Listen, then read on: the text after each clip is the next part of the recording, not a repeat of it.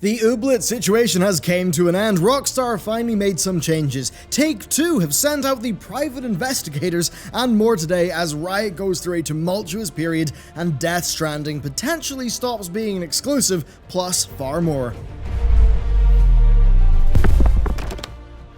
Hey everyone, and welcome back to another episode of the Roundup, our Tuesday and Friday show in which we let you know what's happening with gaming. YouTube's changing things up. We've already explained it a bit, but as the TLDR, likes and bell ringing are super important, they even give us new stats to show that.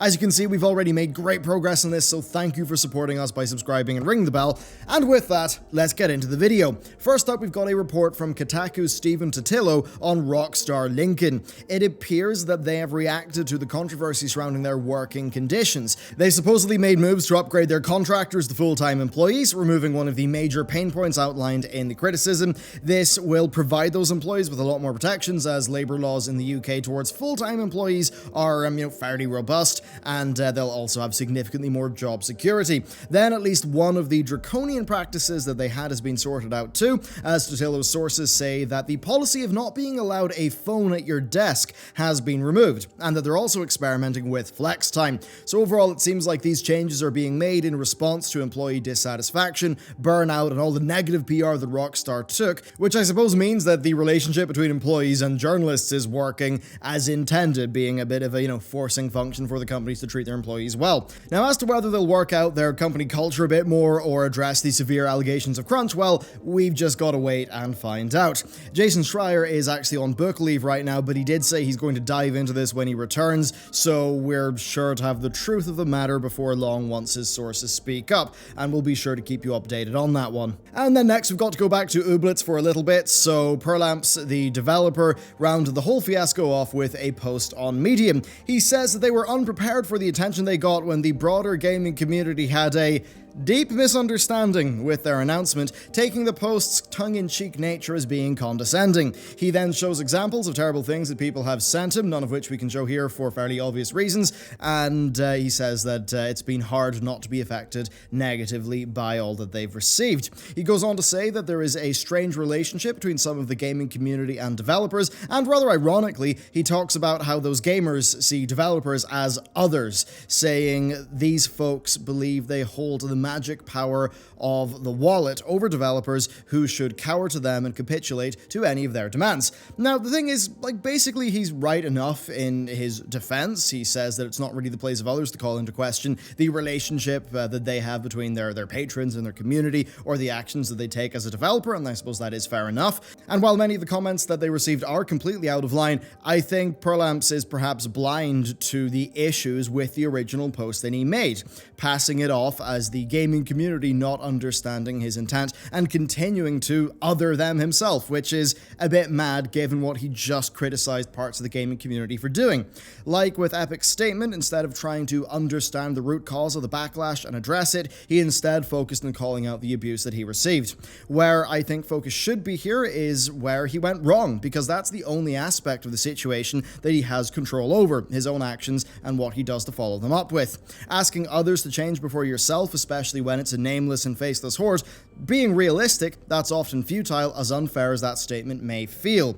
As mentioned when I covered this topic before, other games have announced Epic exclusivity without a fraction of the drama. Overall, it's a shame that this has not ended in a more amicable fashion, and I think it's a pity that Perlamps was not able to take ownership of his prior words and understand how they ended up being taken, and I don't think he should have blamed people for missing the point, because that's really not what happened there.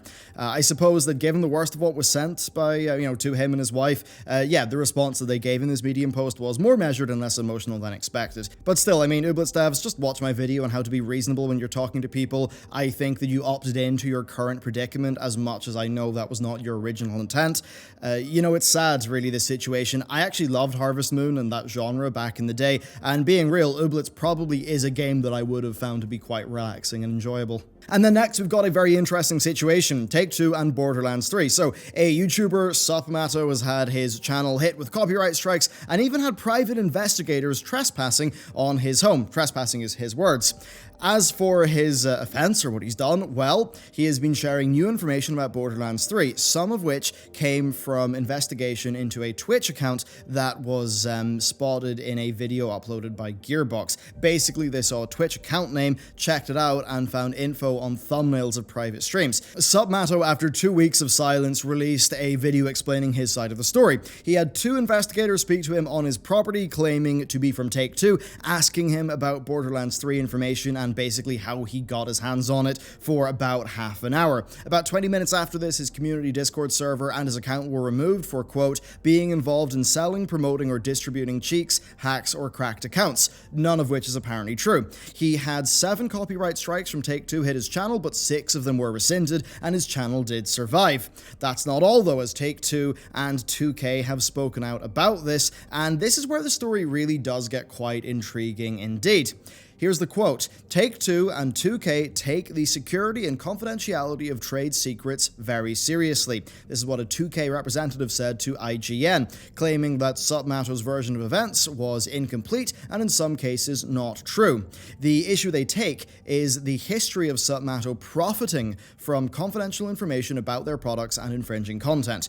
The recent Twitch account leaks weren't the only issue here, but he has revealed information going back almost a year now, well ahead of Borderlands 3's reveal, and they've been investigating him for 10 months now, as have Discord and Twitch. So a lot of people have been looking into what this guy's been doing. Now, they claim that his actions were illegal, but I don't believe there's any evidence of that, although I think quite obviously somebody is breaking an NDA somewhere here, and he's getting all that information. Now, the icing on the cake here, and one that really shines a negative light on Mato and his actions, is that apparently he was offering leaked information to users who had a $5 per month membership on his YouTube channel, and that's something that fundamentally changes what's going on here, because from a technical perspective there, he is selling trade secrets, and that does make the Discord server removal look quite fair indeed. Now, this leads to an interesting discussion about the protection of trade secrets. There's definitely something to be said for game information, especially mechanics, being considered trade secrets, as well as using copyright where appropriate to protect your interests. After all, fair use doesn't apply to unreleased content. However, reporting on the leak, that is something to be protected too. In terms of the community reactions, well, there was a number of people posting with the hashtag boycott Borderlands 3 and calling Take-Two out for bullying a content creator with private investigators going to his property, and really, it was not a bad look based on those initial headlines. Now, I've got to be real for you, as much as, yeah, taking a go at a big company is the popular thing to do, well, if he was selling leaks, then I actually think Take-Two are well within their right there. That does sort of cross a bit of a threshold. Now, many brought up Take-Two treating a GTA modder in a similar manner, but in that case, he was also profiting using Take-Two's IP, which is something you're not really allowed to do. Now, as always, copyright laws and the rights of content creators, it's a very divisive topic, and there definitely is a line somewhere between copyright holders protecting their interests and content creators having the freedom to, create. And really, it's working out what that middle point is that I think is where we want to be. That said, if you are taking leaks from a company and you are selling them for money to other people, there is an argument that that is selling trade secrets, and that's generally a pretty frowned upon thing to do. Then next up, an old favorite, Riot Games. So starting last year, they were in the spotlight for their culture, which apparently brought with it many cases of harassment, sexist and unfair hiring practices, amongst other things. So it was a big sort of PR disaster for the company. After employees took action by speaking to the press and staging a walkout, we now have an update. So the Kotaku journalist who has been doing almost all of the reporting on this story, Cecilia D'Anastasio, posted this: Riot Games and sexism 1 year later. Now, basically in this article, she was just following up on what was going on. Riot have essentially followed through on most of the promises that they made to staff. Their new chief diversity officer, Angela Roseboro, has led a push for interview training, compensation reviews, a code of conduct, and an internal investigation processes. As a result of this, Riot have taken action against many employees, including some senior leaders, after investigations into their behavior. Now, many Riot employees do seem to be pleased with this action, and all seems to be on the up and up, which would be a positive change after hearing some of the worst stories from the company.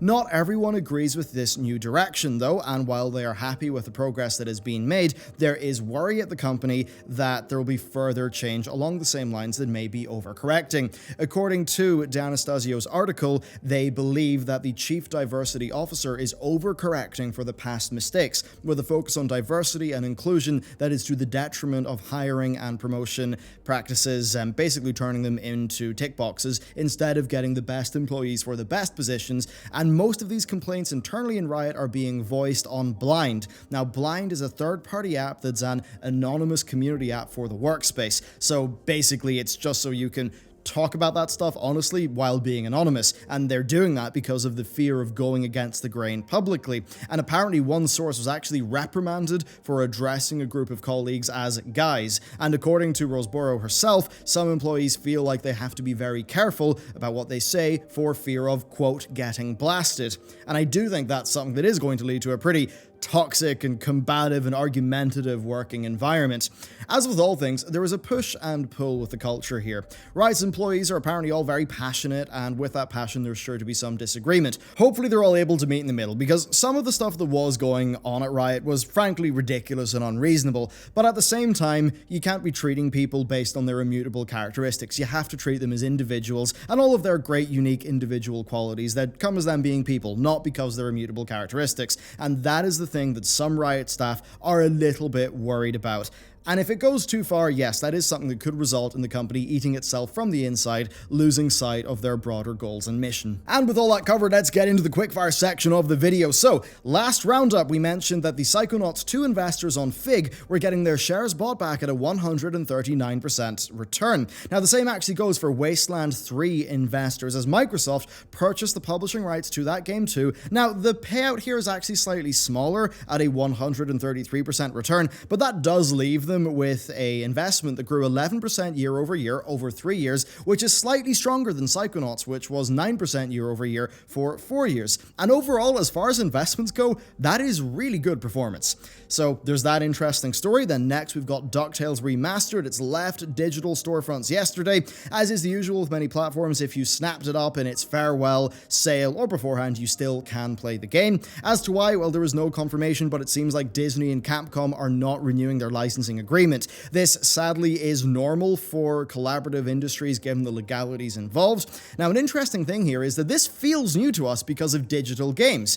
But of course, games would be pulled from stores physically all the time because of limited shelf space and production stopping. But of course, with digital, those things are not concerns. A game still being stocked in a store for 6 years, that basically would have been unheard of before now. But now, of course, the issue is the agreements between the IP holders and digital-only games lacking a pre-owned market that pretty much leads to this situation happening. So it's an interesting one for the state of the market and game preservation. Next up, the Entertainment Retailers Association has released some data on consumer spending in the United Kingdom. Digital sales of games made up 88% by their estimation, with £1.3 billion digitally as compared to 184 million physically. Then on top of that, game spending almost beat both video and music combined, making up over 47% of the total 3.3 billion spent on entertainment. Now, on the game spending, GTA 5 has been the top UK seller so far with 361k sold, and then FIFA 19 is right behind it with 700 less sales.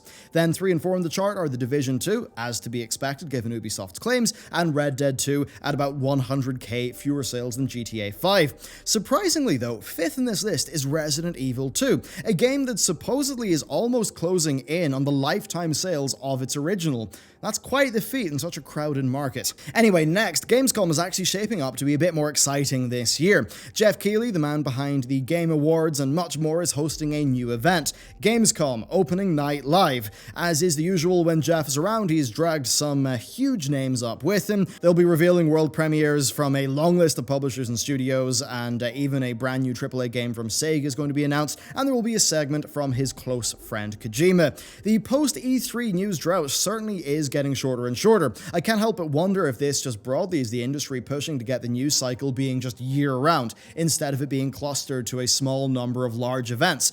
Maybe that's something that would better suit this larger and more varied industry. And then while we mentioned Kojima, well, we have a strange development. Death Stranding is no longer listed as a PlayStation exclusive on the PlayStation website, and this is just ahead of Kojima's appearance at Gamescom. Now, this is a real eyebrow raiser because the exclusives page is for games published by Sony, and that previously included Death Stranding. Death Stranding is a Sony published game.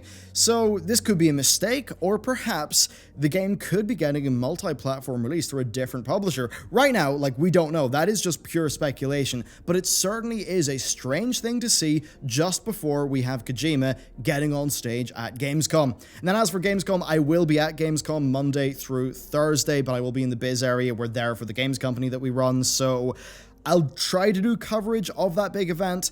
It probably won't be video, it'll probably just be me and a microphone, and it'll be like a podcast format. That's probably the best I can do, given the realities. Anyway, thank you very much for watching this video. That's it for today's roundup. Let me know what you thought about the stories today, and with that, I will see you next time.